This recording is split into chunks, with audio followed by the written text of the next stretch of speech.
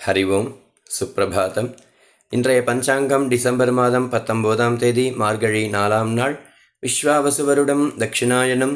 சௌரமான ரீதியா ஹேமந்த ருத்து தனுர்மாசம். சாந்திரமான ரீதியா ஹேமந்த ருத்து மார்கசிரோ மாசம்.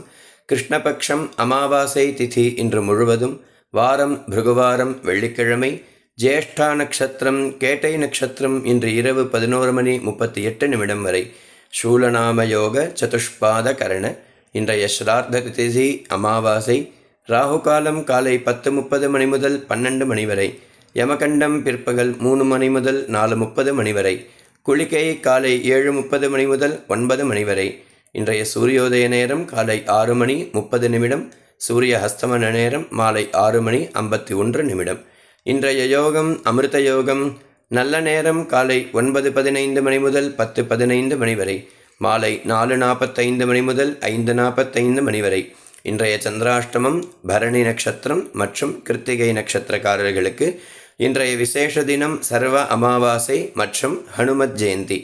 ஹனுமத் ஜெயந்தி புண்ணிய காலமாக இருப்பதால் சுந்தரகாண்டம் பாராயணம் செய்பவர்கள் அவசியம் பாராயணம் செய்யலாம்.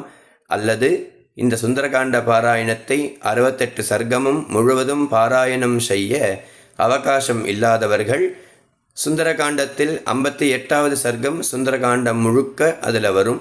அந்த ஒரு சர்க்கம் பாராயணம் செய்தால் சுந்தரகாண்டம் முழுவதும் பாராயணம் செய்த பலன் கிடைக்கும்.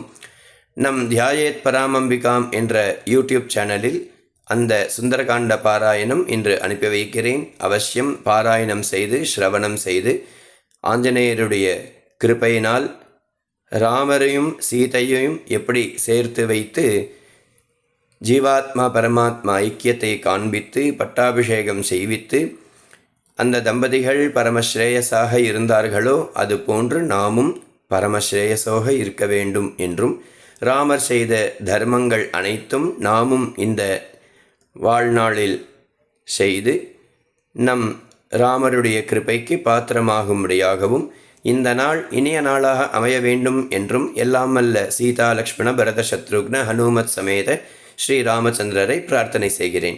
ஹரி ஓம்.